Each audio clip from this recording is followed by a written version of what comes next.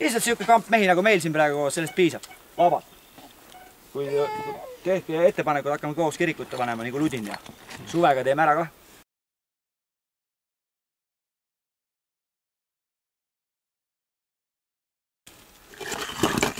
Ja näed, veed kõik on väljas korraga, ühe korraga. Oleks hakanud siia tabama, saad mingi killu ja see samamoodi, see läheb veel edasi. Kes tahab, proovige. Oota, kui seda saab parandada ka või? No muidugi pärast pole mõtet praegu hakata parandama. Vaata, nii õhukest on juba raske parandada. Sest siin hakata uuesti veel... Vaata, minu teema ongi lüüa kuni 20-seks seibideks kõik kivid. Et oleks ladujal lihtne. Aga mille sa ütlesid, et see kole pind on? See lihtsalt nagu visuaalselt... Ei, ta on nagu jaa, ta ei läigi enam, näed. Seda sa ei saa maha enam. See on sama nagu öeldakse, täpselt nagu öeldakse murdmata kivi. Kui sa paned praegu selle murtud kivi sinna kõrvale, see, näed, vaata nüüd seda pinda, noh, võrdle sellega nüüd võtule päiksest ära, vaata siis, mis tunne on. Ei, muidugi. Jah, et see ongi, näed, siin samamoodi, näed, minu jaoks on see juba inetunud. Mis teha? Nii. Aga näitame siis, see läheb jah sedapidi veel. Nii, et kui keegi tahab.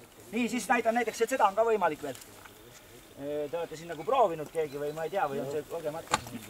Kogemata läks. Kukkus maha. Ei no see on ka muidu, tegelikult see on ka üsna karm, aga fakt on muidugi selles, et siin on ka, see on muidu kõva kivi tegelikult. Te olete päris kõva kivi proovinud.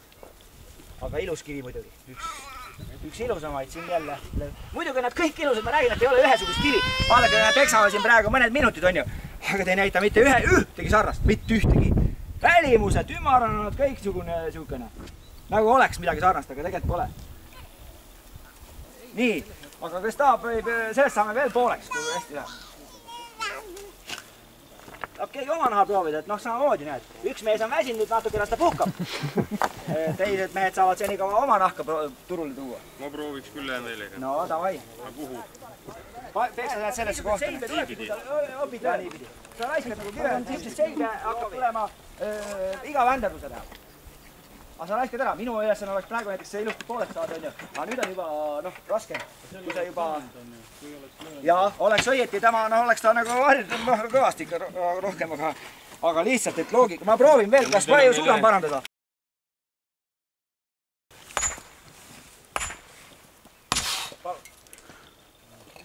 Üks, kaks, kolm. On ilus vaadata, on ju? No, küsi nüüd enda käest, kuidas oli, kumb lihtsam oli?